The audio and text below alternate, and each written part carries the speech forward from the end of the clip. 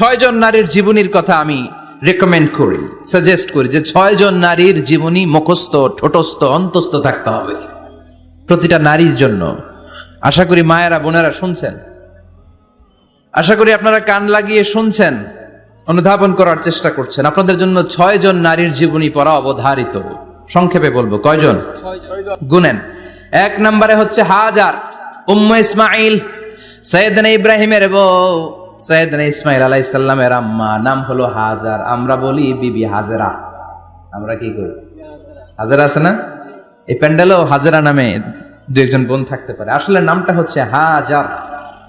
নামটা কি? হাজার। এই হাজার হচ্ছে আপনাদের 1 নাম্বার মডেল। 2 নাম্বার কুখ্যাত সন্ত্রাসী ফেরাউনের বউ আসিয়া আপনাদের 2 নাম্বার মডেল। 3 নম্বরে ঈসা আলাইহিস সালামের আম্মা মারিয়াম আলাইহিস সালাম আপনাদের মডেল। বিশ্ব নবীর প্রথম বউ খাদিজা আপনাদের মডেল। বিশ্ব নবীর একমাত্র কুমারী বউ মা আয়েশা আপনাদের মডেল। আর বিশ্ব নবীর কলিজার টুকরা সাইয়্যিদাতুনা ফাতিমা আপনাদের জন্য মডেল। সুবহানাল্লাহ পড়েন। কয়জন? 6 জন। জোরে বলেন। 6 জন। প্রথমে কার নাম বলেছি? হাজার। দ্বিতীয় আসিয়া। 3 নাম্বার মারিয়াম। 4 নাম্বার খাদিজা। 5 নম্বরে আয়েশা। 6 নম্বরে ফাতিমা। সুবহানাল্লাহ পড়ে। বিশ্বনবী বলেছেন কামুলা মিনার রিজালে কাসির, পুরুষদের মধ্যে কামেল পুরুষের অভাব নাই। ওয়ালাম ইয়াকমুল মিনান নিসা ইল্লা 4, নারীদের মধ্যে কামেল নারী হচ্ছে 4 জন। কয়জন? 4 জন। এরপরে আবার বাড়ালেন আয়েশার কথা, আবার বাড়ালেন ফাতেমার কথা, মোট হয়ে গেল 6 জন। সুবহানাল্লাহ পড়েন। মোট কয়জন? 6 জন। আসলে এই 6 জনের জীবনী থেকে একটা একটা করে শিক্ষা আমরা মনে রাখার চেষ্টা করি, তাহলে জীবন উজালা হয়ে যাবে। কয়টা করে শিক্ষা? হাজার আলাইহিস সালাম, ওনার জীবনী থেকে শিক্ষা হচ্ছে তাওয়াক্কুল আলাল্লাহ, বিপদে আপদে সবসময় ভরসা কার উপর? আল্লাহর। মাইয়া তাওয়াক্কাল আলাল্লাহি ফাহুয়া হাসবু, যে ব্যক্তি আল্লাহর উপর ভালো করে তাওয়াক্কুল করে একমাত্র আল্লাহই তার জন্য যথেষ্ট হয়ে যায়। সুবহানাল্লাহ। সুবহানাল্লাহ পড়ছেন? পড়েন সুবহানাল্লাহ। হাজার আলাইহিস সালাম, ওনার জীবনী থেকে শিক্ষা হচ্ছে আল্লাহর উপর তাওয়াক্কুল। সাইয়েদনা ইব্রাহিম আলাইহিস সালাম সাইয়্যিদাতুনা হাজারকে নিয়ে, দুধের বাচ্চা ইসমাইলকে নিয়ে মক্কার মরুজমিনের মাঝখানে রেখে আসলেন। মানুষ নাই, প্রাণী নাই, খাওয়ার পানি নাই, কোনো পশু পাখি নাই, আকাশের পাখিও নাই, কেউ নাই, একটা মাত্র পানির মশক। একটা মশকের ভেতরে সামান্য কিছু পানি। দুধের বাচ্চা ইসমাইলকে নিয়ে সাইয়্যিদাতুনা হাজার দাঁড়িয়ে রইলেন। কোনো কথা না বলে বিবি আর বাচ্চাকে রেখে চলে যাচ্ছেন। চোখের পানি ছেড়ে সাইয়্যিদাতুনা হাজার ডেকে বললেন, ইব্রাহিম একটু দাঁড়াও। কথা নাই, বার্তা নাই, কিছুই বললা না। কি আমার অপরাধ? কেন এই ধুধুমরু প্রান্তরে আমাকে দুধের বাচ্চাটারে রেখে গেলা? শুধু একটা কথাই জানতে চাইবো, এই যে আমাদেরকে রেখে পাষণ্ডের মতো তুমি চলে যাও, এটা কি তোমার নিজের ইচ্ছায় নাকি আল্লাহর ইচ্ছায়? সাইয়েদনা ইব্রাহিম কোনো কথা না বলে শুধু প্রশ্নের উত্তর দিলেন, বললেন আল্লাহর ইচ্ছায়। কার ইচ্ছায়? নবীরা নিজের ইচ্ছায় কিছু করে না, যেটাই করে করে কার ইচ্ছায়? সাইয়্যিদাতুনা হাজার বললেন, ইযান লা ইউদাইয়ুনাল্লাহ, তোমার ইচ্ছায় যদি আমাদেরকে রেখে না যাও, আল্লাহর ইচ্ছায় যদি রেখে যাও, তাহলে আমার ভরসা আছে আল্লাহ আমাদেরকে নষ্ট হতে দিবে না, আল্লাহ আমাদেরকে কোনো কষ্ট দিবে না, আমার আল্লাহই আমার জন্য যথেষ্ট। সুবহানাল্লাহ। আপনারে মায়েরা যারা আছেন, আপনাকে আর আপনার 2 সন্তানকে নিয়ে আপনার স্বামী সিলেটের হাকালুকি হাওরের মাঝখান দিয়ে রেখে আসছে। কি করবেন? পিছনে পিছনে দৌড়াবেন, গালাগালি শুরু করবেন। যদি বলে আল্লাহর ইচ্ছায় তোমারে রেখে গেলাম, জীবনেও মানতে চাবেন না, বলবেন তোরেও বাদ দিলাম, তোর আল্লাহরেও বাদ দিলাম। আছে না নাই? কিন্তু সাইয়্যিদাতুনা হাজার কেমন নারী ছিলেন? একটা টু শব্দ করেন নাই। শুনতেছেন? কেন ইমাজিন, কল্পনা করতে পারেন? ধুধুমরু প্রান্তর, খাওয়ার কিছু নাই, পান করার কিছু নাই, কথা বলার মতো একটা মানুষ নাই, রৌদ্রের তাপ মরুভূমির বালুর উপরে এমন ভাবে পড়ে। সৌদি আরবের মরুভূমি যারা দেখেছেন, প্রচন্ড বালুর মধ্যে চাল রেখে দিলে চালগুলো মুড়ি হয়ে যায়। ওই প্রচন্ড মরুভূমির মধ্যে দাঁড়িয়ে বললেন, যদি আল্লাহর ইচ্ছা হয়, আমার আল্লাহ আমার জন্য যথেষ্ট। সুবহানাল্লাহ। ঠিকই আল্লাহ যথেষ্ট হয়েছেন। এই মহিলাকে দিয়ে মক্কা আবাদ হয়েছে। মক্কায় কোনো মানুষ থাকতো না, এখন মক্কায় গেলে জায়গা পাওয়া যায়। প্রতিদিন 3 লক্ষ 4 লক্ষ মসজিদুল হারামে একসাথে জামাত, জুমার নামাজের দিন 5 লক্ষ 7 লক্ষ 10 লক্ষ হয়ে যায়। এতগুলো মানুষ আগে ছিল না, সব হলো সাইয়্যিদাতুনা হাজারের ইমানের ফসল। সুবহানাল্লাহ। এই নারী এখানে থাকলেন আল্লাহর উপর ভরসা করে, ইমানের পরীক্ষা দিতে লাগলেন। একদিনের ব্যবধানে খাওয়ার পানির মশকের পানি শেষ। ইসমাইল আলাইহিস সালামের পায়ের ধাক্কায় জমজমের পানি এলো। জুরহুম নামক একটা গোত্র যাচ্ছিল, তারা এসে ওনার হাতে মুরিদ হলো। সুবহানাল্লাহ। তারা এসে বলল, আমাদেরকে শুধু জমজমের পানি খেতে দেন, আপনি যা বলবেন সব আমরা মেনে নিলাম। শুরু হলো মক্কার আবাদ। হাজার হাজার মানুষ বাড়তে শুরু করলো, মক্কা শহরের এক্সপানশন হলো। গোটা বিশ্ব থেকে লক্ষ লক্ষ মানুষ এখন মক্কার দিকে ছুটে চিল্লায় বলেন ঠিক কি না? এজন্য আমার মায়েরা অনেক লম্বা জীবনী, তার একটা ঘটনাই বললাম, সাইয়্যিদাতুনা হাজার, ওনার জীবনী থেকে আমার মায়েদের বোনেদের জন্য শিক্ষা। তাওয়াক্কুল আলাল্লাহ, বাঁচি আর মরি, সুস্থ থাকি আর অসুস্থ থাকি, বিপদে থাকি আর যেই কোনো সমস্যায় থাকি না কেন, ভরসা করতে হবে একজনের উপর। তিনি কে?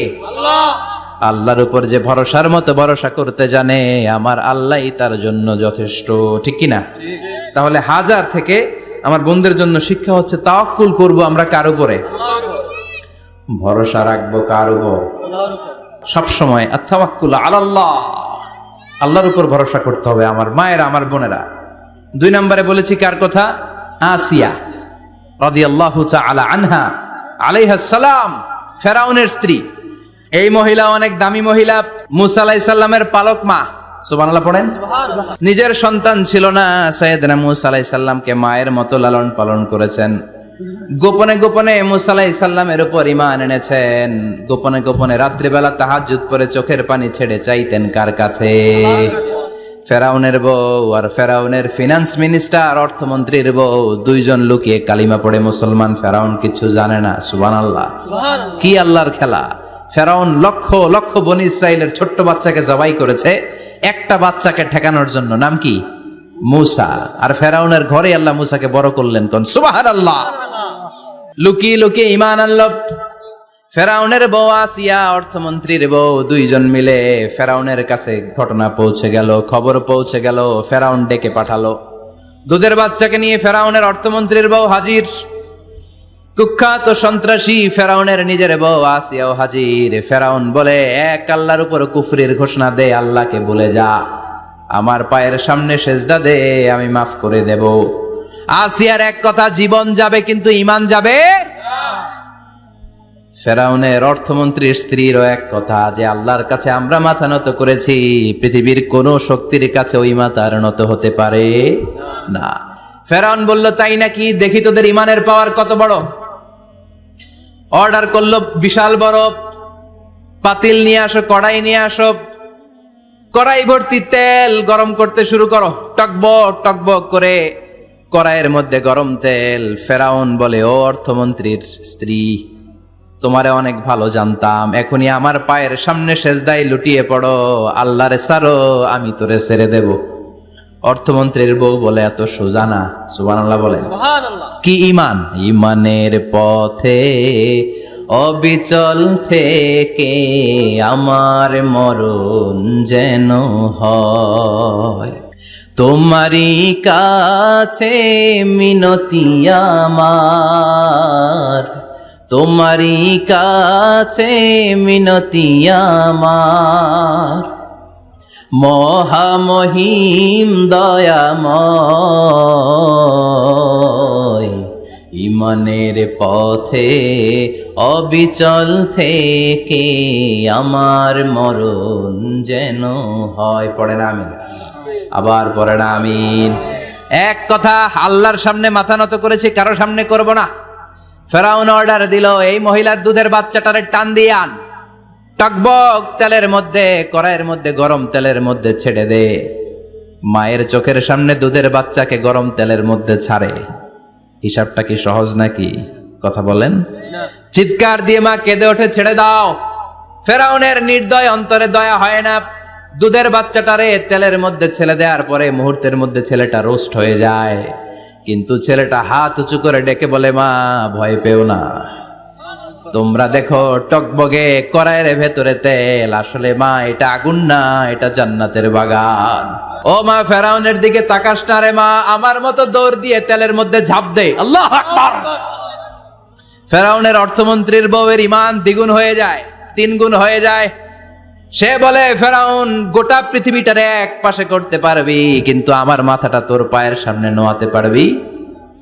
ফেরাউনের অর্থমন্ত্রীর ওই স্ত্রীকে বাচ্চার পরে ওই তেলের মধ্যে ঢেলে দেওয়া হলো, ওই মহিলাটাও রোস্ট হয়ে যায়। বাকি রইল ফেরাউনের বউ আসিয়া। কি নাম? আসিয়া কিন্তু দৃশ্যটা দেখেছে, চাক্ষুষ মৃত্যু দেখেছে দুইজনের। ফেরাউন বলে, আসিয়া কত অন্তরঙ্গ সম্পর্ক আমাদের, আজীবন কত ভালোবাসা ছিল, কত খুনসুটি ছিল, কিন্তু আমার পায়ের মধ্যে সেজদা দিয়ে প্রমাণ কর তুই আমারে ভালোবাসিস। আসিয়ারও একই কথা, জীবন দিব কিন্তু ঈমান দিব না। ফেরাউন বলল, তোকেও আমি ছাড়বো না, তোকে আমি উলঙ্গ করব। হাজার হাজার মানুষের সামনে আসিয়ার কাপড় টেনে নেওয়া হলো, তক্তার মধ্যে শুইয়ে তক্তার মধ্যে হাতে পায়ে পেরেক মারা হলো। হাতের এই পাশ দিয়ে পেরেক ঢুকে ওই পাশ দিয়ে বেরোয়, তক্তার এ পাশ দিয়ে ঢুকে ও পাশ দিয়ে বেরোয়, ফিনকি দিয়ে রক্ত বের করে। আসিয়া সহ্য করতে না পেরে ডেকে বলে, আল্লাহ, ফেরাউন থেকে তুমি আমারে বাঁচাও। এই দোয়াটা সূরাতুত তাহরিমে আল্লাহ সরাসরি কোট করেছেন, রব্বিবনিলি ইনদাকা বাইতান ফিল জান্নাহ। ও আল্লাহ মালিক, তোমার পাশে জান্নাতে একটা ঘর বানায়া দিও। এরকম একটা সঙ্গীত আছে না নাই? এই সঙ্গীতটা সরাসরি সূরাতুত তাহরিম আসিয়ার দোয়া থেকে কোট করা হয়েছে। পড়েন সুবহানাল্লাহ। মালিক তুমি জান্নাতে, তোমার পাশে আমায় একটি ঘর বানিয়ে দিও, একটি ঘর বানিয়ে দিও, সে বিভীষিকাময় মহাদিনে তোমার প্রতিবেশী করে নিও।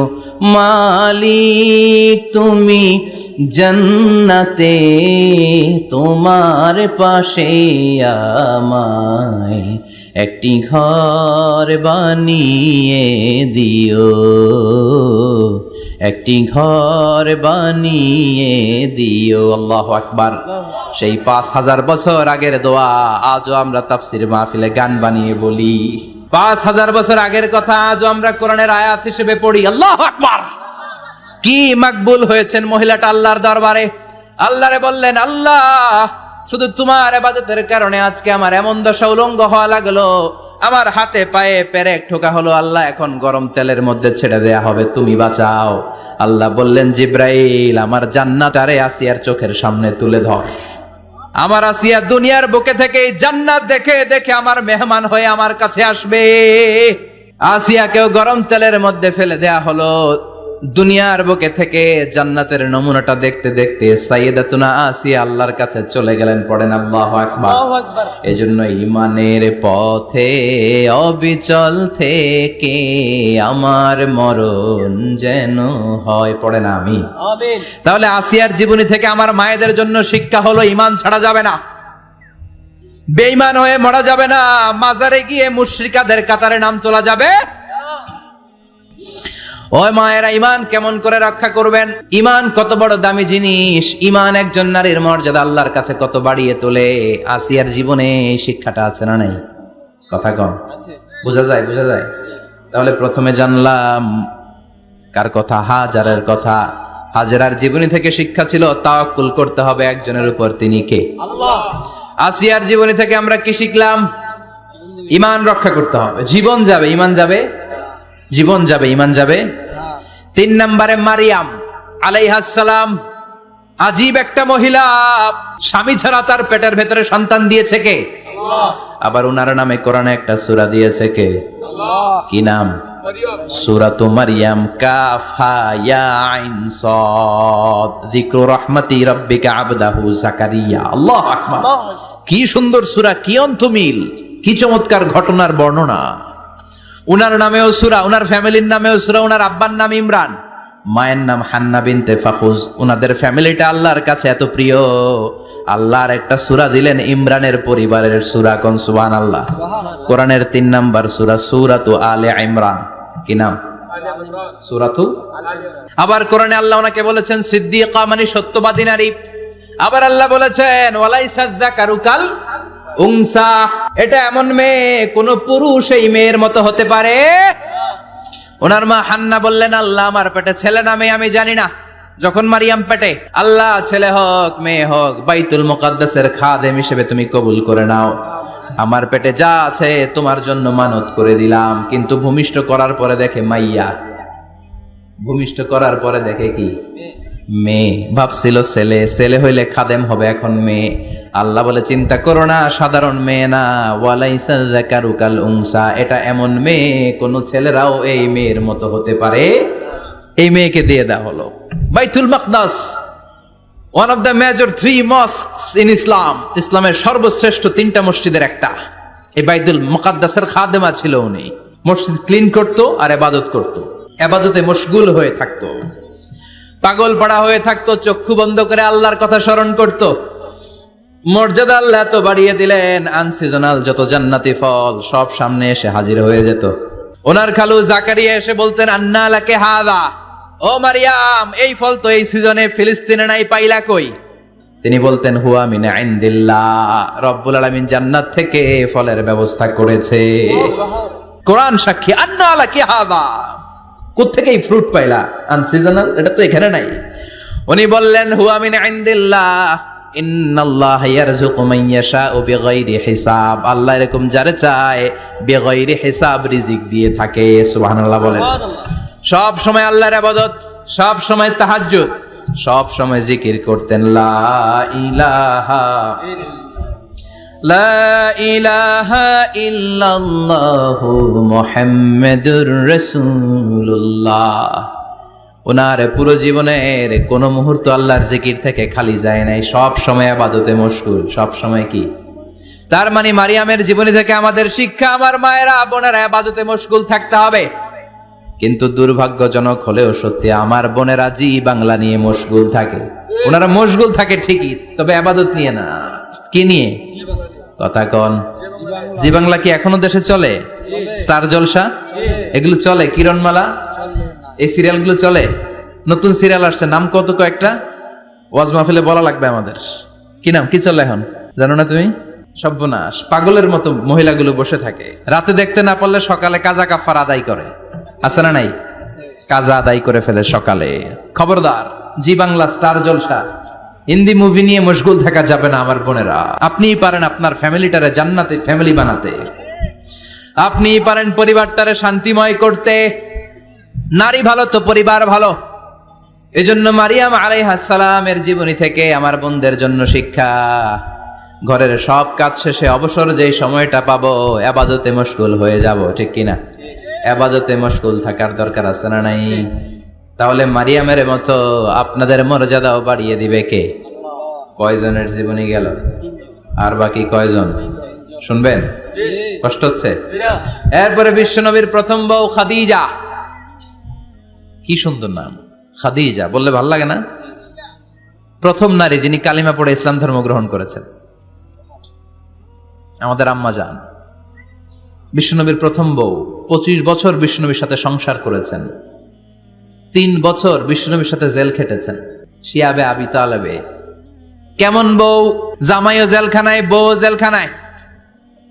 বিশ্বনবীর সবগুলো বাচ্চা সন্তান ছেলে মেয়ে এই মহিলার গর্ভ থেকে এসেছে, একজন ছাড়া, ইব্রাহিম। ইব্রাহিম বিশ্বনবীর আরেক বউ মারিয়ার গর্ভে এসেছে, বাকি সব খাদিজার গর্ভে। যে আমরা ফাতেমা, বিশ্বনবীর কন্যার নাম কি? ফাতেমার মায়ের নাম কি? খাদিজা। সুবহানাল্লাহ। ফাতেমা, রুকাইয়া, উম্মে কুলসুম, জায়নাব, এই 4 জনের মাই খাদিজা। আবার আব্দুল্লাহ, কাসেম, এদের মায়ের নামও খাদিজা। বিশ্বনবীর সব সন্তান এসেছে খাদিজার পেট থেকে। বরকত বেশি না কম? বিশ্বনবী ভয় পেলে খাদিজার কাছে গেলে ভয় কেটে যেত, সাহস যোগাতেন, শেল্টার দিতেন, ছাতার মতো মাথার উপরে দাঁড়িয়ে থাকতেন। আল্লাহু আকবার। বিশ্বনবী বলতেন রুজিক তো হুব্বাহা, খাদিজার ভালোবাসা আমার অন্তরে আল্লাহ রিজিক হিসেবে দিয়েছে। আবার বিশ্বনবী বলতেন আল্লাহ যেই কিয়ামতের দিন বন্ধু বন্ধুরে চিনবে না, ভাই ভাইরে চিনবে না, কেউ কাউরে চিনবে না, ওই কঠিন দিনে আমি আমার খাদিজারে যেন ভুলে না যাই। আমার খাদিজারা যেন দেখা মাত্রই চিনতে পারি এটা আমার খাদিজা। খাদিজাকে নিয়ে মা আয়েশা একদিন একটা কটু কথা বলেছিল, ও নবী, কবে আপনার এই বুড়ি মহিলা, বুড়ি বউ খাদিজা ইন্তেকাল করেছে, তারপরে কত সুন্দরী সুন্দরী বউ আমরা এসেছি, আম করে ভালো লাগে না? খালি বুড়ির কথা কন কেন? খালি ওই বুড়ির কথা স্মরণ করেন। আমরা আছি, আমাদের দিকে তাকান, আমরা কত সুন্দরী, আমরা কত ভালো। বিশ্বনবী রেগে গেলেন, মা আয়েশাকে এইভাবে ধরলেন। জীবনে কোনোদিন কোন স্ত্রীর গায়ে হাত তোলে নাই, শুধু ওই দিন মা আয়েশাকে এইভাবে ধরেছিলেন আর বলেছিলেন, আয়েশা খবরদার, জীবনে এই কথা বলবা না। আমার খাদিজা আমার বিপদের দিনের সঙ্গিনী, তোমরা আমার সুখের দিনের সঙ্গিনী। তোমরা কেউ আমার সাথে জেল খাটো নাই, খাদিজা আমার সাথে জেল খেটেছে 3 বছর। কয় বছর? 3 বছর। খাদিজা যখন ইন্তেকাল করলো, বিশ্বনবী কবর দিলেন, দোয়া করলেন আর কাঁদলেন। সাহাবারা দোয়া শেষে চলে যায়। আবু বকর বললেন, নবী, কবর দেয়া হলো, খাদিজাকে দোয়া করা হলো, এবার চলেন। বিশ্বনবী তবুও যান না। বিশ্বনবী বললেন, আবু বকর, তোমার মনে চাই তুমি ঘরে ফিরে যাও, আমি যাব না। আল্লাহু আকবার! কি মহিলা ছিল! বিশ্বনবীকে সবসময় আগলে রেখেছে, শেল্টার দিয়েছে, প্রতিভক্ত ছিল। খাবার নিয়ে বিশ্বনবীর জন্য এদিক সেদিক যেতেন, বিশ্বনবী না আসলে খেতেন না। বিশ্বনবীকে কলিজার চাইতো বেশি ভালোবাসতো, পতি যা বলবে তাই শুনতো। ও মায়েরা, খাদিজাতুল কুবরার জীবনী থেকে আপনাদের জন্য শিক্ষা হলো প্রতিভক্তি। কি ভক্তি? এখন প্রতিভক্তি নাই, আমরা করি নারী ভক্তি। এখন নারী নির্যাতন কমে গেছে বাংলাদেশে, বেড়ে গেছে পুরুষ নির্যাতন। কথা কন। এখন আমরা ভক্তি করা লাগে। আমরা ভক্তি না করলে ঘরে খাওয়ান নাই, এরকম ঝামেলা আছে না নাই? কথা বলেন। মায়েরা, বোনেরা, আপনার স্বামী যদি আপনার উপর নাখোশ থাকে, আপনার ইবাদত আপনাকে বাঁচাতে পারবে না। বিশ্বনবী ফাতেমাকে বললেন, ফাতেমা, তুমি বিশ্বনবীর মেয়ে হতে পারো, কিন্তু আলী যদি তোমার উপর নাখোশ থাকে, তোমার সব শেষ, সব শেষ। আবার বিশ্বনবী বললেন, আমি যদি এক আল্লাহ ছাড়া কারো সামনে মাথাটা নত করার বিধান দিতাম, এক আল্লাহ ছাড়া যদি কাউকে সেজদা করতে আমি বলতাম, আমি দুনিয়ার সব নারীদের বলতাম, স্বামীর পায়ে সেজদা দিয়ে পড়ে থাকো। কি সম্মান আল্লাহ দিলেন স্বামীকে! আপনার জান্নাত আপনার স্বামীর ভেতরেই। স্বামীকে সন্তুষ্ট করেন, স্বামীর আনুগত্য করেন, দেখবেন ফ্যামিলিটা সুন্দর হবে। আর স্বামীরা স্ত্রীদেরকে ভালোবাসেন, স্ত্রীদেরকে ভালোবাসার গল্প শোনাবেন, দামি দামি শাড়ি কিনে দিবেন, তারপরে রাত্রিবেলা গান শোনাবেন। শুধু বউয়ের গান, শালির গান না, বাবির জন্য না, চাচাতো বোনের জন্য না। উল্টা পাল্টা জায়গায় করলে গুনাহ আছে না নাই?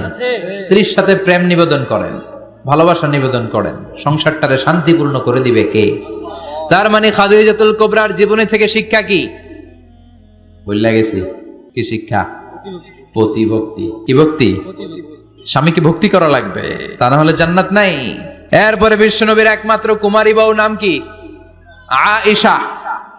বিশ্বনবী বললেন, উরিতুকি ফিল মানামি সালাসা লায়াল। আয়েশা, বিয়ের আগে তোরে কিন্তু আমি 3 বার স্বপ্নে দেখছিলাম। সুবহানাল্লাহ কইবেন না? সুবহানাল্লাহ। বড্ড খুশি হয়ে গেলেন আয়েশা। এরপরে বললেন, 3 বার স্বপ্ন দেখার পরে তোমার ব্যাপারে মনের মধ্যে কেমন কেমন যেন ভালো লাগে। তারপরে একটা ছোট্ট কাগজের মধ্যে, জান্নাতি কাগজ, রেশমি কাপড়ের মধ্যে তোমার চেহারাটা এনে জিব্রাইল বললেন, দেখেন নবী কেমন লাগে? আমি কইলাম ভালো লাগে। কার মেয়ে? আপনার বন্ধু আবু বকরের মেয়ে, বিয়ে করবেন নাকি? বিশ্বনবী বললেন, ও জিব্রাইল, তুমি যদি ঘটক হও, আল্লাহ যদি হয় কাজী, আমি মুহাম্মদ বিয়েতে রাজি। সুবহানাল্লাহ। সুবহানাল্লাহ পড়েন। সুবহানাল্লাহ। বিয়ে হয়ে গেল, কিন্তু ঘরে দামি ফার্নিচার নাই, টাকা পয়সাও তেমন নাই, কিন্তু আছে খালি সুখ। আছে কি? যেটা টাকা দিয়ে কিনা যায়, টাকা দিয়ে বাড়ি কিনা যায়, গাড়ি কিনা যায়, সুখ কিনা যায় নাকি? টাকা দিয়ে বিছানা কিনা যায়, বালিশ কিনা যায়, ঘুম কিনা যায় নাকি? কথা বলেন। এজন্য সুখ দেওয়ার মালিক কে? আল্লাহ। দোকানে সুখ পাওয়া যায়? সুখ দেওয়ার মালিক একজন, তিনি কে? আল্লাহ। মা আয়েশা একমাত্র কুমারী বউ, আদর করে তিনি ডাকতেন হুমায়রা, আবার মাঝে মাঝে ডাকতেন ইয়া আইশু। আয়েশা না, আয়েশু সংক্ষেপ। এত ভালোবাসতেন মা আয়েশাকে। মা আয়েশা গ্লাসের যেই জায়গা দিয়ে পানি খেতেন, বিশ্বনবী ওই জায়গায় মুখ লাগিয়ে পানি খেত। মা আয়েশা গোশতকে হাড্ডি ফেলে দিলে বিশ্বনবী ওই হাড্ডিটা নিয়ে চষতে শুরু করে দিত। সুবহানাল্লাহ। এক বালতি থেকে পানি নিয়ে 2 জনে গোসল করত। আবার বিশ্বনবীর সাথে সাথে মাঝে মাঝে বায়না ধরতো, মাঝে মাঝে রাগও করতো। সুবহানাল্লাহ কোন? স্বামী স্ত্রীর মধ্যে একটু রাগ আছে না নাই? রাগ থাকলে ওইটারে আবার ভালোবাসায় পরিণত করে দেয় কে? রাগ না থাকলে ভালোবাসা তো ভালোবাসাই না। রাগ থাকতেই হবে, তাইলেই ভালোবাসার মর্ম বোঝা যায়। চিল্লায় বলেন ঠিক কিনা? ক্ষুধা না থাকলে খাবারের মর্যাদা বোঝা যায় না। সারাদিন পেট ভরা, খাওয়ার মজা বুঝবেন? ক্ষুধা, প্রচন্ড ক্ষুধা, তৃষ্ণার্ত, লেবুর শরবত পাইলে অমৃতের মতো লাগে। প্রচন্ড ক্ষুধা, হাজি বিরিয়ানি পাইছেন 1 প্লেট, ইচ্ছে মতো খাবেন, কিন্তু পেট ভর্তি, হাজি বিরিয়ানি খাওয়া যাবে? এজন্য রাগ না থাকলে ভালোবাসা যে কত দামি, ভালোবাসা যে আল্লাহর পক্ষ থেকে কত বড় নেয়ামত বোঝা যায় না। মাঝে মাঝে মা আয়েশা রাগ করতেন, শুনতেছেন? বিশ্বনবী বলেন, আয়েশা কখন তুমি রাগ করো, কখন তুমি আমারে ভালোবাসো আমি বুঝি। সুবহানাল্লাহ পড়েন। মা আয়েশা বললেন, কেমনে বোঝেন? বিশ্বনবী বললেন, যখন তুমি রাগ করো তখন নামাজের পরে দোয়ার মধ্যে বলো, ও ইব্রাহিম আলাইহিস সালামের আল্লাহ, আপনি আমার উপর দয়া করেন। তার মানে তুমি রাগ করে আছো, আমার নাম নাও নাই। আর যখন আমার উপর খুশি থাকো নামাজের পরে দোয়াতে বলো, মুহাম্মদ সাল্লাল্লাহু আলাইহি ওয়াসাল্লামের আল্লাহ, আপনি আমাদের উপর রহমত করেন। তার মানে খুশির সময় তুমি আমার নাম নাও, রেগে গেলে অন্য নবী দেয়া দোয়া সাইরা দাও, রেগে গেলে আমার নামটা নাও না। মা আয়েশা বলে, নবী গো, আমি তো শুধু নামটাই মুখ দিয়ে নেই না, কিন্তু কলিজা থেকে তো আপনারে বাদ দিতে পারি না। আল্লাহু আকবার! কি ভালোবাসা! মা আয়েশা বলতেন, আমি যখন বিশ্বনবীর সাথে শীতের রাতে এক ল্যাপের নিচে ঘুমাতাম তখনও জিব্রাইল ওহী নাজিল করত। সুবহানাল্লাহ নাই? সুবহানাল্লাহ। কোন স্ত্রীর সাথে অন্তরঙ্গ বসবাসের সময় কোরআনের ওহী নাজিল হতো না। একমাত্র মা আয়েশার সাথে যখন এক বিছানার এক ল্যাপের নিচে দুইজন শুয়ে আছে, কোরআনের আয়াত নাজিল করছে কে? আবার মা আয়েশা বলছেন, আমার কারণে ও মুসলিম উম্মাহ তোমরা তায়াম্মুমের বিধান পেয়েছো। ফাতায়াম্মামু সাঈদান তাইয়্যিবা। মা আয়েশা একটা যুদ্ধে গিয়েছিলেন, যুদ্ধ থেকে ফেরার পথে মা আয়েশার গলার লকেট নাই। মাঝে মাঝে হয় না, মহিলা গলার লকেট পায় না, পুরা বাড়ি আগুন করে ফেলাইছে, লকেট নাই, লয়ে গেল রে, নিয়ে গেল রে, হারাইলাম রে। মা আয়েশার লকেট নাই। লকেট হারানোর পরে মা আয়েশা কান্নাকাটি। বিশ্বনবী বললেন, থামো। অনেকক্ষণ থামার পরে লকেট খুঁজে পায় না, সবাই খোঁজাখুঁজি, লকেট কই, লকেট কই, লকেট খুঁজে পায় না। ওদিক দিয়ে মাগরিবের নামাজের সময়ও শেষ, নামাজের সময় শেষ, আর যেই জায়গায় লকেট খোঁজার জন্য থামা হয়েছে ওই জায়গায় আবার পানি নাই, পানি সামনে, পানির দিকেও যেতে পারে না, লকেটও খুঁজে পায় না, নামাজও পড়া যায় না। সব সাহাবীরা মিছিল শুরু করছে, আবু বকর রে ধর, ধর, ধর, আবু বকর রে ধর। আবু বকরের মেয়ের কারণে নামাজ আমাদের চলে যাচ্ছে। সাইয়েদনা আবু বকর ঘটনা বেসামাল দেখে আয়েশার কাছে গেল, যে দেখে বিশ্বনবী মা আয়েশার কোলের মধ্যে, ল্যাপের মধ্যে মাথা দিয়ে শুয়ে আছে। রাগের চোটে বুখারীর বর্ণনা, আঙ্গুল নিয়ে মা আয়েশার পেটের মধ্যে দিল এক খোঁচা। লকেট হারাইলি কেন? ক, তোর জন্য বাইরে মিছিল চলে, তোর জন্য বাইরে সব সাহাবারা বলে নামাজ পড়তে হবে, সময় নাই। ও আবু বকর, আপনার মেয়ের কারণে এই কাণ্ড। খাসরা মানে কুমর। আবু বকর মা আয়েশার খাসরাতে এত জোরে গুতা মেরেছেন, মা আয়েশা বললেন, এই গুতার কারণে আমি অনেক দূরে চলে যাওয়ার কথা ছিল ব্যথার চোটে, কিন্তু যাই নাই, কারণ কোলে কে? কোলের মধ্যে বিশ্বনবীর মাথা, নড়ে গেলে বিশ্বনবীর ঘুম ভেঙে যাবে, ব্যথাটা হজম করেছি, নড়ি নাই। আল্লাহ তখন আয়াত নাজিল করলেন, ফালাম তাজিদু মাআন ফাতায়াম্মামু সাঈদান তাইয়্যিবা। ও সাহাবারা, মিছিল বন্ধ করো। কোন নারীর বিরুদ্ধে মিছিল করো? এই নারীর সাথে তো বিয়ে আমি সরাসরি বিশ্বনবীর দিয়েছি। যাও, ওজুর জন্য টেনশনে ছিলা, টেনশনের দরকার নাই। আয়েশার কারণে আজকে নতুন করে একটা বিধান দিলাম, আজ থেকে যদি ওজুর পানি না পাওয়া যায়, বালুর মধ্যে 2 হাত বাড়ি মেরে তায়াম্মুম করো, নামাজ পড়ে নাও, কবুল করে নিবে কে? এ মা আয়েশার লকেট হারানোর কারণে তায়াম্মুমের বিধান নাজিল হয়েছে। কোন সুবহানাল্লাহ। সে বলতেন, ও উম্মতেরা, জেনে রাখো, এই যে তায়াম্মুম করো, এটা কিন্তু আমার কারণে পাইছো। সুবহানাল্লাহ কোন? আবার মা আয়েশা বলতেন, আমার কোলে মাথা রেখে বিশ্বনবী শেষ নিঃশ্বাস ত্যাগ করেছে, আবার আমার ঘরের মধ্যেই বিশ্বনবীর কবর। সুবহানাল্লাহ। বিশ্বনবীর কবরটা কিন্তু মা আয়েশার ঘরের মধ্যে, এখনো বিশ্বনবীর কবর যেই জায়গায়, এই জায়গায় মা আয়েশার ঘর ছিল। সুবহানাল্লাহ কোন? 2210টি হাদিস বর্ণনা করেছেন। কত? কথা কয় না, 2210টা। ফ্যামিলির হাদিস বর্ণনার জন্য মা আয়েশাকে আল্লাহ তাআলা বিশ্বনবীর ট্যাপ রেকর্ডার বানিয়ে পাঠিয়েছেন। যাই বিশ্বনবী বলতেন ট্যাপ রেকর্ডের মতো রেকর্ড করে সব সাহাবীদের কাছে বর্ণনা করতেন। কত কবিতা উনি নিজে জানতেন, নিজেই জানে না। কত মাসালা যে জানতেন তার কোনো হিসাব নাই। ইলমুল ফারায়েজ, বাপ মরলে ছেলে মেয়ে থাকলে কে কতটুকু সম্পদ পাবে, মা আয়েশার চেয়ে এই বিধান মদিনায় কেউ জানতো না। বিশ্বনবীর ইন্তেকালের পরে সাহাবাদের মধ্যে কোনো মাসালা নিয়ে কনফিউশন হলে সব সাহাবারা আম্মা জান আয়েশার কাছে এসে সলিউশন নিয়ে যেতেন। সুবহানাল্লাহ কোন। বিশ্বনবী যা বলেছেন সব মুখস্থ রেখেছেন, সব জ্ঞানের কথা ছড়িয়ে দিয়েছেন, সব সময় পড়াশোনা করতেন। সুবহানাল্লাহ। তার মানে মা আয়েশার জীবনী থেকে আপনাদের জন্য শিক্ষা হচ্ছে জ্ঞানার্জন, জ্ঞানানুরাগী হতে হবে। কি হতে হবে? জ্ঞানানুরাগী। বুখারীর বঙ্গানুবাদ পাওয়া যায়, কোরআনের বঙ্গানুবাদ পাওয়া যায়, ইসলামিক অনেক ভালো ভালো রাইটারের বই পাওয়া যায়, ঠিক কিনা? এগুলো পড়ার দরকার আছে না নাই? অনেকে বলে হুজুর আমার ছেলেটা মোবাইল ছাড়া কিছু বোঝে না। কি কয়?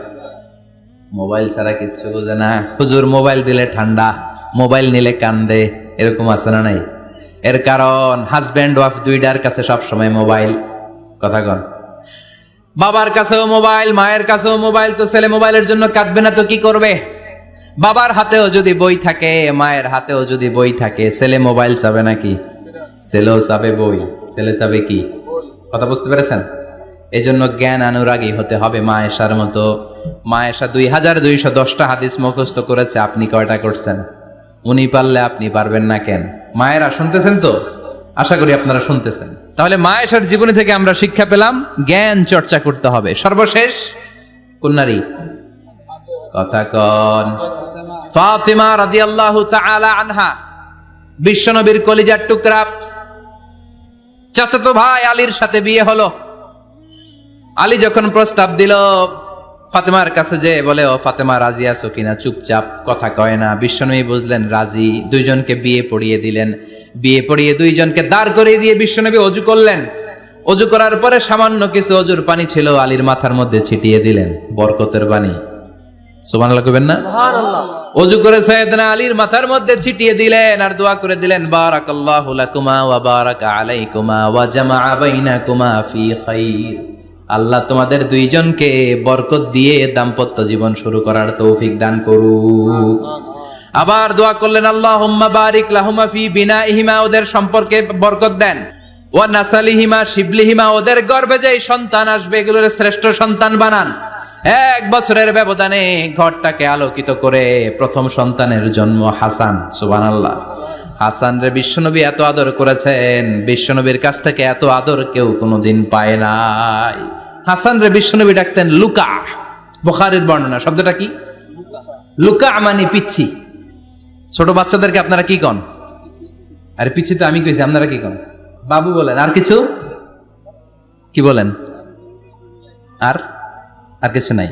তাহলে যে বাবু পিচ্ছি, হ্যাঁ, এই বাবু পিচ্ছি আরবি হচ্ছে লুকা। বিশ্বনবী ফাতেমার ঘরে এসে বলতেন, আইনাল লুকা, পিচ্ছিটা কই রে? আমার হাসান কই, আমার নানা ভাই কই? আর বিশ্বনবীর আওয়াজ শুনলে হাসান এসে বিশ্বনবীর কাঁধে। আল্লাহু আকবার, আল্লাহু আকবার। বিশ্বনবী বলতেন, ফাতেমা আমার কলিজার টুকরা, যে ফাতেমারে কষ্ট দেয় সে আমারে কষ্ট দেয়, ফাতেমারে আনন্দ দেয় মানে আমি বিশ্বনবীরে আনন্দ দেয়। এই ফাতেমা সব সময় পর্দায় থাকতেন, দিনের বেলা বেরোতেন না, সারা দিনে টয়লেট করতেন একবার, সেটাও করতেন রাত্রে, যাতে দিনের বেলা কেউ তারে না দেখে। কি ব্যালেন্স লাইফ, কি ব্যালেন্স লাইফ! রাতে একবার টয়লেটে যাওয়া মানে কি সারাদিন খাওয়া দাওয়া এরকম ব্যালেন্স করে করতেন। কেউ দেখতে পারে নাই ওনারে কেমন ছিল, কেউই জানতো না। এমন ভাবে চলাফেরা করতো, কোনো পুরুষদের সামনে দিয়ে কখনো যেতেন না। এজন্য ইন্তেকালের আগে আলীকে বললেন, আলী, বিশ্বনবীর ওসিয়ত অনুযায়ী কিছুদিন পরে আমি আমার বাবার সাথে সাক্ষাৎ করব। ইন্তেকালের সময় বেশি লোক আমার জানাজাতে আসার দরকার নাই, নিজেরা দোয়া করে দিলে চলবে। আর আমার জানাজার খাটিয়ার উপর দিয়ে বিশাল একটা বোরকা দিয়ে দিও। এটার আরবিতে বলে নাউশ। কি বলে? এই প্রথম কোন নারী তার খাটিয়ার উপরে নাউশ ব্যবহার করেছে, জন্য এটাকে বলে সুন্নাতু ফাতিমা, ফাতেমার সুন্নাত। সাইয়েদাতুনা ফাতেমার আগে কেউ জানাজার খাটিয়াতে নাউশ ব্যবহার করে নাই। আল্লাহু আকবার, আল্লাহু আকবার। আলীকে বলে গেলেন, আলী, অল্প কয়েকজন পুরুষ নিয়ে জানাজা দিও, বেশি মানুষের কাছে আমার নিও না। দুনিয়ার বুকে আমি লুকিয়ে লুকিয়ে চলতাম, মরার পরে লুকিয়ে লুকিয়ে আল্লাহর কাছে চলে যেতে চাই, পুরুষদের সামনে আমার নিও না। ও মা, এই ফাতেমার জীবনী থেকে আপনার জন্য শিক্ষা হলো পর্দা। সব সময় পর্দাটা দেহে থাকার দরকার আছে না নাই? রাজি আছেন তো? তাহলে এই 6 জন নারীর জীবনে যদি আমার মায়েরা পরে, আমার মায়েরা বোঝে, ওই মায়েরা বিপদগামী হতে পারে নাকি? হতে পারে। তাহলে 6 জনের আবার রিভাইজ করে চলেন। প্রথমে বললাম কার কথা? হাজারের জীবনী থেকে শিক্ষা কি? আল্লাহর উপর তাওয়াক্কুল। 2 নম্বরে বললাম কার কথা? আসিয়ার কথা। আসিয়ার জীবনী থেকে শিক্ষা হলো ইমানের পথে অবিচল থাকতে হবে, ঠিক কিনা? তারপরে মারিয়ামের জীবনী থেকে শিক্ষা হলো সব সময় ইবাদতে মশগুল। খাদিজার জীবনী থেকে শিক্ষা হলো প্রতিভক্তি, স্বামীর প্রতি আনুগত্য। মা আয়েশার জীবনী থেকে শিক্ষা হলো জ্ঞান অর্জন করতে হবে কার খুশির জন্য? আর ফাতিমার জীবনী থেকে শিক্ষা হলো সব সময় পর্দা গায়ের মধ্যে থাকার দরকার আছে না নাই? মানতে রাজি আছেন? এই 6 জনের জীবনী গ্রন্থ কিনা যাবে না? কিনতে রাজি আছেন তো? কথা কয় না? সবাই রাজি? নারীদের জন্য জান্নাতে যাওয়া সহজ, very easy way. Our beloved Prophet Muhammad has prescribed a very easy way to enter the paradise for the women. নারীদের জন্য জান্নাতে যাওয়ার সহজ শর্টকাট। মায়েরা আবার কান খাড়া করেন খরগোশের মতো, শর্টকাট বলে দিয়ে যাই। আল-মারআতু ইযা সাল্লাত খামসাহা, বিশ্বনবী ফরমান 4টা কাজ যে নারী দুনিয়ার বুকে করবে, ওই নারীর জন্য জান্নাতের 8টা দরজা খুলে দিবে কে? আল্লাহ। 1 নম্বর আল-মারআতু ইযা সাল্লাত খামসাহা, 5 ওয়াক্ত নামাজ যে মেয়েরা পড়বে, সামাত শাহরাহা, যারা রমজানের রোজা রাখবে, আতাআত বালাহা, স্বামীর আনুগত্য করবে, হাফিজাত ফুরুজাহা, লজ্জাস্থানের হেফাজত করবে। এই 4টা কাজ যে নারীরা করবে, 8টা জান্নাতের দরজা তাদের জন্য খুলে দিবে কে? আল্লাহ। সহজ হয়ে গেল না? মাত্র 4টা। কয়টা? 4টা। আরো জোরে বলেন কয়টা? 4টা। মাত্র 4টা কাজ। আর কিছু কাজ করতে বিশ্বনবী নিষেধ করেছেন।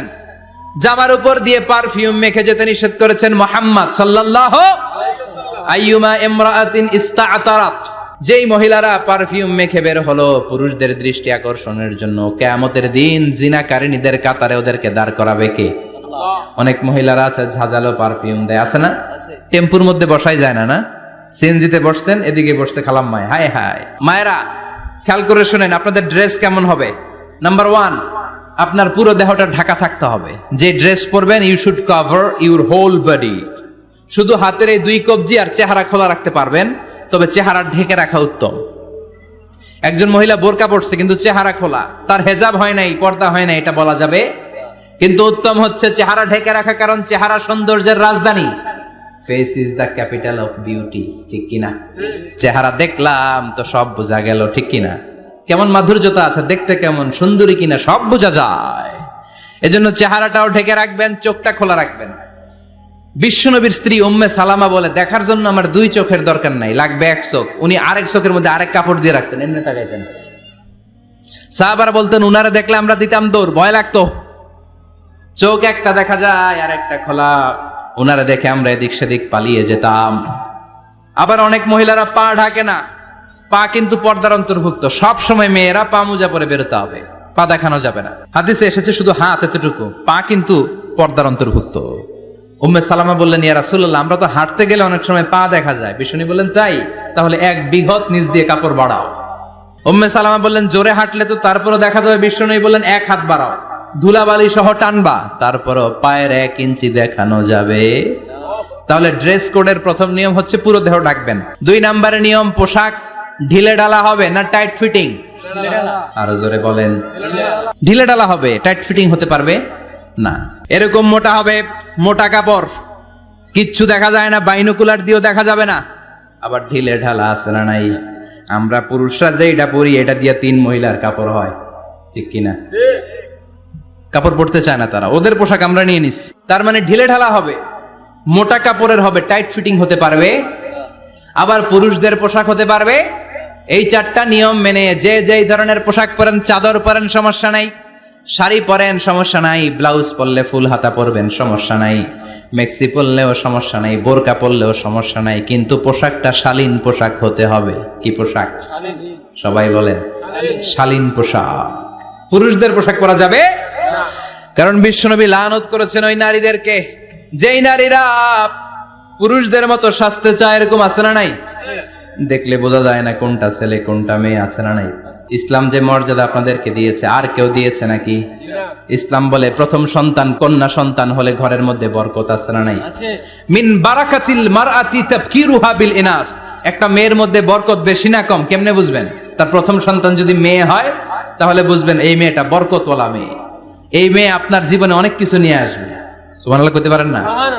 কিন্তু অনেক ডাকাইত আছে মেয়ে হইলে অখুশি হয়, ছেলে হইলে পাড়ার সবারে জিলাপি খাওয়ায়, পাড়ার সবারে মিষ্টি খাওয়ায়, মেয়ে হইলে কিচ্ছু খাওয়ায় না, আছে না নাই? কিন্তু আমরা মেয়ে হলে খুশি হব। কার কার প্রথম সন্তান মেয়ে? হাত তোলেন। একজন, দুইজন, তিনজন। প্রথম সন্তান মেয়ে কার? হ্যাঁ, অনেকে আছে তো মাশাআল্লাহ, আপনারা অনেক বরকতময়। আলহামদুলিল্লাহ, হাত নামান। আমারও প্রথম সন্তান মেয়ে, তিনটাই মাইয়া। জান্নাত একটা আমার দিয়েন, তার মানে 3 জান্নাতের মালিক। মাশাআল্লাহ, আল্লাহ বাইরে তুমি কবুল করো। তার মানে কোন ঘরে যখন মেয়ে আসে আল্লাহ বলে ঘরটা বরকতময়। মেয়েটা যখন বড় হতে শুরু করে মেয়েটা ভাইয়ের জন্য বরকতময়। মেয়ে যখন বিয়ের উপযুক্ত হয় বাবার জন্য বরকতময়। 2 মেয়ে মানে বাবার 2 জান্নাত, 3 মেয়ে মানে 3 জান্নাত। সুবহানাল্লাহ। আবার যখন স্বামীর কাছে যায় ইসলাম বলে ওই স্বামী আল্লাহর কাছে সেরা, যেই স্বামী বউয়ের কাছে সেরা। বউ যদি আপনারে ভালো বলে আপনি আল্লাহর কাছে ভালো, বউ যদি খারাপ বলে আপনি আল্লাহর কাছে খারাপ। তার মানে ব্যালেন্স করেছে ইসলাম। স্বামীরও আনুগত্য করতে বলেছে, আবার স্বামীকেও বলেছে স্ত্রীকে ভালোবাসতে, ঠিক কিনা? কথা বলেন। ইসলাম বলে তোমার হাত যদি বউয়ের হাতের সাথে মিলাও 2 হাতের সগীরা গুনাহ মাফ করে কে? স্ত্রীর দিকে যখন তাকাও তোমার চোখের সগীরা গুনাহ মাফ করে কে? প্রতি মাসে মাসে স্ত্রীর কাপড় চোপড় আর কসমেটিক্স কেনার জন্য যে টাকাটা দাও এই টাকাটা সদকা হিসেবে কবুল করবে কে? এবার এই মহিলা গর্ভবতী, ইসলাম বলে সন্তান ভূমিষ্ঠ করতে যে যদি কোনো মা ডেলিভারি কেসে হসপিটালে মারা যায় কিংবা বাসায় মারা যায়, কিয়ামতের দিন ওই মহিলাকে শহীদদের কাতারে দাঁড় করায় দিবে কে? বাচ্চা ভূমিষ্ঠ করতে যে শাহিদা, শহীদদের কাতারে। আর সুন্দর মতো যদি আসে আল জান্নাতু তাহতা আকদামি উম্মাহাতিকুম, মায়ের পায়ের নিচে সন্তানের বেহেশত, আছে না নাই? জোরে বলেন। এজন্য ইসলাম বলে খবরদার, মায়ের মর্যাদা সবচেয়ে বেশি। এক সাহাবী বললেন ইয়া রাসূলুল্লাহ কার সাথে ভালো আচরণ করব, বাবার সাথে নাকি মায়ের সাথে? নবী বললেন মায়ের সাথে, এরপরে মায়ের সাথে, তারপরে মায়ের সাথে, তারপরে কার সাথে? তারপরে তোমার পিতার সাথে। মায়ের মর্যাদা কয় গুণ বেশি? ওগো মা তুমি এই ধরনের শ্রেষ্ঠ নিয়ামত, তোমারই পদতলে রয়েছে জান্নাত। ওগো মা তুমি এই ধরনের শ্রেষ্ঠ নিয়ামত, তোমারই পদতলে রয়েছে জান্নাত। সুবহানাল্লাহ। আমি বলি আমাদের পায়ের নিচে থাকে মোজা, জুতা আর বালু, আর মহিলাদের পায়ের নিচে জান্নাত। এই পৃথিবীটারে 1000 বার বিক্রি করলে জান্নাতের একটা চেয়ারের দাম হবে না। সুবহানাল্লাহ পড়েন। আর যেই জান্নাত মায়ের পায়ের নিচে পড়ে আছে ওই পায়ের দাম বেশি না কম? বেশি। এজন্য মায়েদের সাথে ভালো আচরণ করতে হবে। ইসলাম নারীকে দিয়েছে ইবাদতের অধিকার। নারীরা যদি মহিলা সমাবেশে যেতে চায় কোনো পুরুষ বাধা দিতে পারবে? নারী যদি মসজিদে নামাজ পড়তে যেতে চায় বাধা দিতে পারবে? মহিলাদের নামাজের জায়গা করেন নাই আপনারা? করেন, আস্তে আস্তে করেন, আস্তে আস্তে করতে হবে। তারা অনেক সময় বাইরে বেরোয়, বাসায় আসতে আসতে নামাজের সময় হয়ে গেছে, কই পড়বে নামাজটা? মসজিদের সুযোগ করে দেন, মসজিদে পড়বে। তবে ঘরে পড়া উত্তম, ঘরে পড়লে বেশি সওয়াব। সুবহানাল্লাহ। তার মানে ইবাদতের অধিকার ইসলাম নারীকে দিয়েছে, শিক্ষার্জনের অধিকার। আপনার ছেলেকে স্কুলে পাঠান, শুধু ছেলেকে নয়, আমরা বলি আপনার ছেলেকেও পাঠান, মেয়েকেও পাঠান, ঠিক কিনা?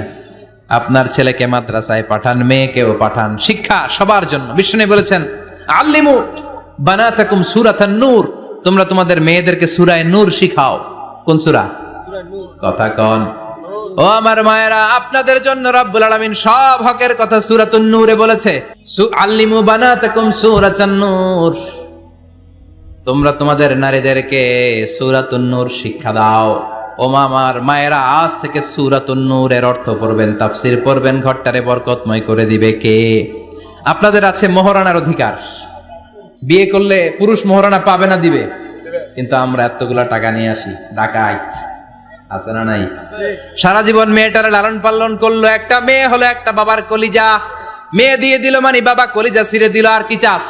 ডাকাত, ফকির কোথাকার। খবরদার, বিয়ের মধ্যে 1 টাকা যদি তুমি যৌতুক খাও, কিয়ামতের দিন আল্লাহ তোমারে ছাড়বে।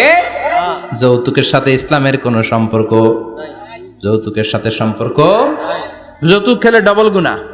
যৌতুক খাওয়া ততটা অপরাধ, কুকুরের গোশত খেলে যত অপরাধ এর চেয়ে বেশি অপরাধ। কুকুরের গোশত খেলে 1 গুনাহ, হারাম খাওয়ার গুনাহ। যৌতুক খেলে 2 গুনাহ, 1 হারাম খাওয়ার গুনাহ, 2 শ্বশুরবাড়ির উপর জুলুম করার গুনাহ। চিল্লা এখন ঠিক কিনা? এরপরে ইসলাম নারীকে দিল ভালো আচরণ পাওয়ার অধিকার। ইসলাম নারীকে দিল বাবার সম্পদে উত্তরাধিকারের অধিকার। একজন বাবা ইন্তেকালের আগে ছেলেকে যদ্দুর দিবে, মেয়েকে তার অর্ধেক দিতে হবে। যেরকম ঠিক কিনা? দেয় তো? ছেলেরে 2 কাটা দিলে মেয়ের 1 কাটা দেয় না? কদ্দুর দেয়? দেয় না। হ্যাঁ, ডাকাইত। ওই যে কয় ডাকাইত। আবার কয় সুবহানাল্লাহ, নাউজুবিল্লাহ। কও বেটা, ছেলেকে যদ্দুর দিবেন, মেয়েকে অর্ধেক। ইউসিকুমুল্লাহু ফি আওলাদিকুম লিযযাকারি মিসলু হাযযিল উনসায়াইন। ও আমার বাবারা, সম্পদ হলো হাতের ময়লা, আপনি চলে যাবেন, সম্পদ থেকে যাবে। ছেলেরে যদ্দুর দিবেন, মেয়েরে অর্ধেক। কার কথা? মানতে রাজি আছেন তো? একজন প্রশ্ন করেছে যে অনেক মেয়েরা ডিজাইন করা বোরকা পরে, এত ডিজাইন করে যে তাকিয়ে থাকতে মনে চায়। মানে বোরকা পরার কারণে আরো বেশি তাকায় থাকতে মনে আছে, এরকম ঝামেলা আছে না? নাই না, এরকম ঝিলিমিলি বিভিন্ন ধরনের ডিজাইন করা, অতিমাত্রায় ডিজাইন, যেটা মানুষের দৃষ্টি আকর্ষণ করতে পারে, এরকম বোরকা পরা যাবে না। বোরকা হতে হবে ঢিলে ঢালা, বোরকা হতে হবে মোটা কাপড়ের, বোরকা হতে হবে আপনার সেফ গার্ড। ওই বোরকায় যদি আপনার সর্বনাশের কারণ হয়, তাহলে তো এই বোরকা দিয়ে কোনো লাভ নাই। চিল্লা এখন ঠিক কিনা? আমার বোনেরা, আপনাদের জন্য যা বলেছি কিফায়া, নাকতাফি বিহাদাল কদর, এতটুকুই আমি যথেষ্ট মনে করি। এজন্য 6 জন নারীর জীবনী আমাদেরকে জানতে হবে। আমাদেরকে হেজাব পালন করতে হবে আমাদের সিকিউরিটির জন্য। ইসলাম আমাদেরকে যে অধিকার দিয়েছে কেউ দেয় নাই। ইসলাম যে বিধান দিয়েছে আমাদের ভালোর জন্যই দিয়েছে, ঠিক কিনা? আল্লাহ আমাদের সবাইকে কথাগুলো বোঝার ও আমল করবার তৌফিক দান করুক। আমরা পড়ি আমিন। আমার মায়েরা, বোনেরা, আপনারা ভালো থাকবেন।